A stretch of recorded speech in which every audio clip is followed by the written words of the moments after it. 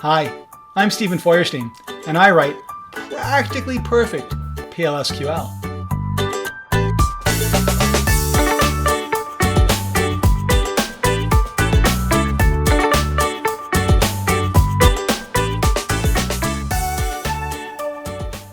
Hey there, everybody. My name is Stephen Feuerstein. I'm the Oracle Developer Advocate for PL/SQL, and I'm here to give you my thoughts on how to give truly amazing, excellent presentations. You will learn how to entertain. You will learn how to inspire.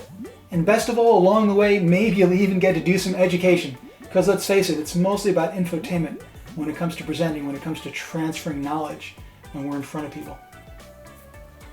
So why would you listen to me? Well, I like to think of myself as the man who only knows PL/SQL. I've really studied this one technology, this Oracle database programming language, since 1994, well over 20 years now. And that gives me a great level of confidence in the material, but it's also given me lots of opportunity to go out and present to people both in person, on webcast, full-length training, short presentations. And I seem to be pretty popular. Sorry, don't want to sound boastful, but people seem to enjoy coming to my talks. And I was asked at Oracle, in fact, to give a train the trainer presentation. So Stephen, what do you do that makes your presentation so popular? And maybe we can learn from you. So that's the idea behind this video, and in fact, a series of videos. This is the overview video. I'll talk about the big tips about what you should do to give excellent presentations. And then you can explore the different, more specific videos that drill down and spend a little bit more time in each one of those topic areas. So, one of the most important things to make your audience aware of is what you're not going to talk about. Setting expectations when you're giving a presentation is so important, especially for someone like me who knows a lot about PL/SQL and very little about anything else. So, for example, in my videos, I'm not going to talk about how to build some really cool PowerPoint presentations with animation this and GIFs that and who knows what. I do okay with PowerPoint, but I'm no great hotshot. You will not learn a lot from me. I'm not going to teach you how to use Camtasia to do amazing recordings with the same kind of animations and flows and this, that, and the others, because I'm not really good at that. I can do a little bit of it, but you definitely don't want to copy me when it comes to recording post-production skills. What I want to do is focus on you, the person who's doing the presenting, not the technology that we use to get that person, you, me, or otherwise, out in front of audiences. I want to focus on you because when it all comes down to it, it really is all about you when it comes to presentations and educating people. Well, mostly about you, mostly about the person. Obviously, you're teaching people about something, and in my case, it's about technology. So there's got to be something to do with the technology. But if you don't get the person part right, the technology part is simply not going to go anywhere. Now, why would it be so important in terms of the person and the role they play in the presentations? Well, it turns out that people learn best from other people. In other words, you can read my books, and people do read my books, and they say that they're quite entertaining and they learn a lot from them, and I'm really glad about that. But when they listen to me in person, they're generally a lot more enthusiastic and engaged. So it's not that my presentations live or recorded replace my books. They complement each other. They serve different purposes. But definitely when you're presenting, you have some key amazing advantages. Why?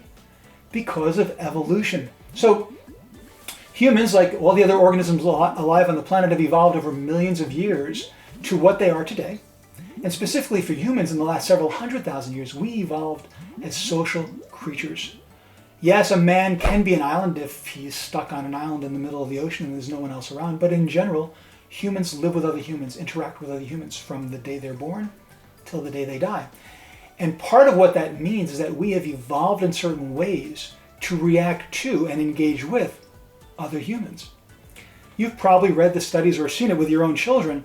Babies are incredibly attracted to faces. You can take a small baby and get your face up front to them, and it will be like nothing else exists in the world for them. And you can even draw a little picture of a round circle with 2 dots for eyes and a curve for lips, and they will be attracted to that. Basic patterns are hardwired into us.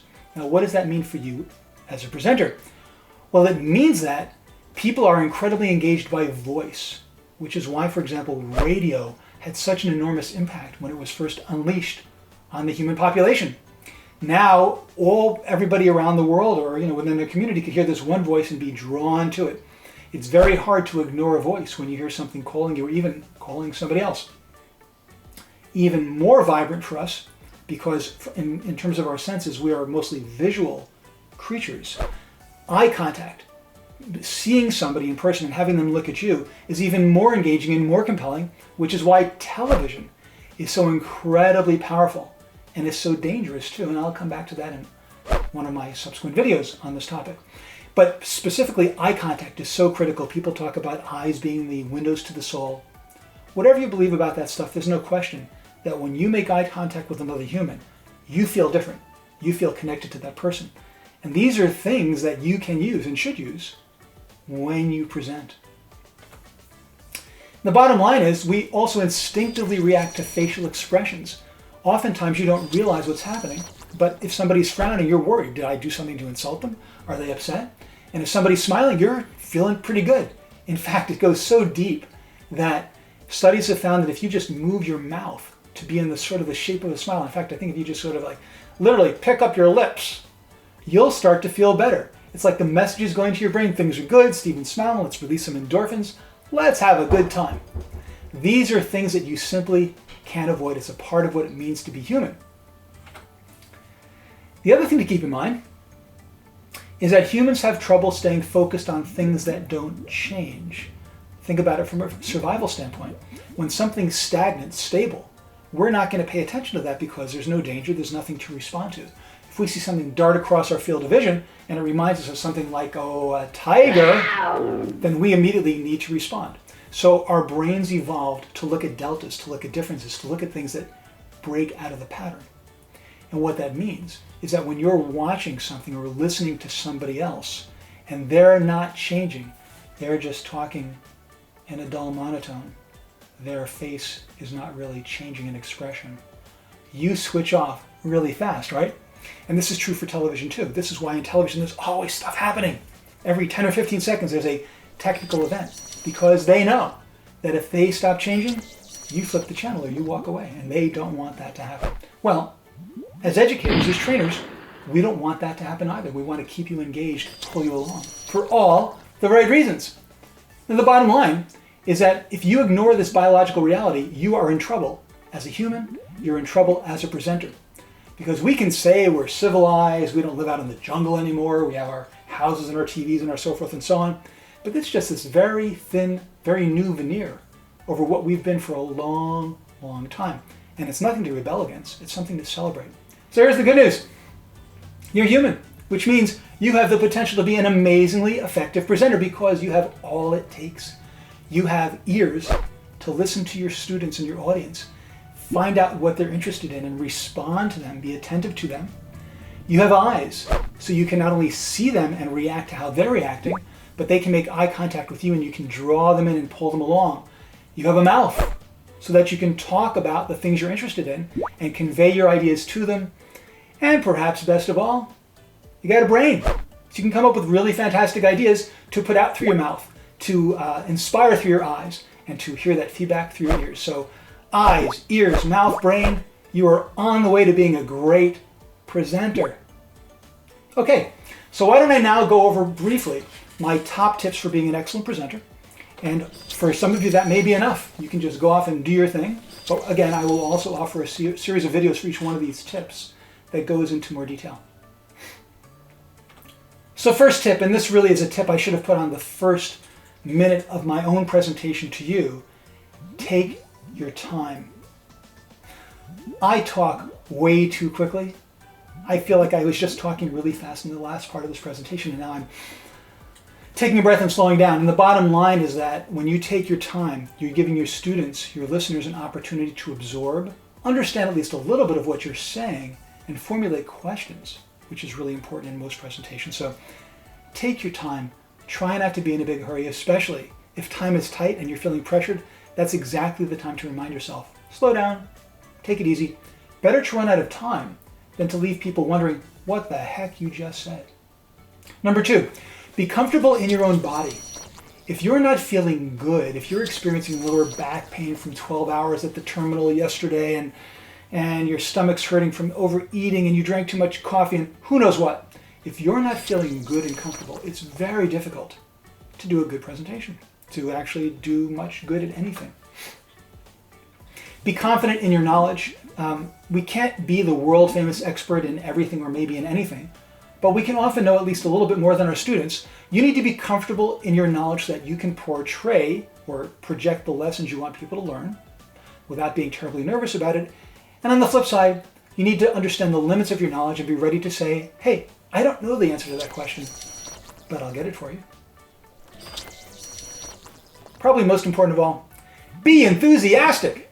If you're not excited about what you're doing, if you're not just showing that you would rather be here than anywhere else in the world at this moment, talking to those students about who knows what, if you're not enthusiastic, why are they going to be enthusiastic? They're going to say, Stephen doesn't seem to really care about PL SQL. So I think I'm going to check my email for the millionth time in this presentation or do my tweets. Stephen is a terrible presenter. Anyway, you should be enthusiastic, excited, inspired, and that will be transmitted through your eyes, through your mouth, through your facial and body expressions to your students. Be genuine and honest. So ideally, you like to talk to people. You're not a serious introvert. You like to share your knowledge with other people. And you have a really engaging personality. I think most humans do. So try to project that. Just be as natural as you can with people, and they respond to that, I think, pretty readily. However, if you are required to do presentations and trainings, and you are a shy introvert, then perform. Just act. Remind yourself when you're in front of an audience, you don't have to be you. You can be somebody else. And that can often give you a way, a little tool to move past those blockages. Finally, be ready to take some risks.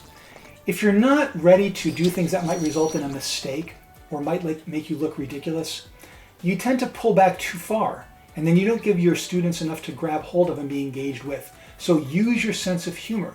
Make jokes, never about your students, mostly about yourselves, or maybe the technology you're representing. I make lots of jokes about PL SQL and folks back at Oracle headquarters, though maybe a little bit less now that I work for Oracle again.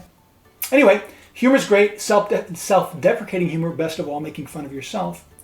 And the final point about taking risks is demonstrate what you're working with. When it comes to technology, people learn from seeing things in action. Some developers or some presenters I know are actually reluctant to demonstrate. They don't want to take a risk that something might go wrong. To my mind, something going wrong is just an opportunity to make fun of yourself, to drive home a point about the technology, to pull your students and attendees closer to you and get them more engaged. So, to sum up, take your time, don't be in a hurry, and your students will thank you very much.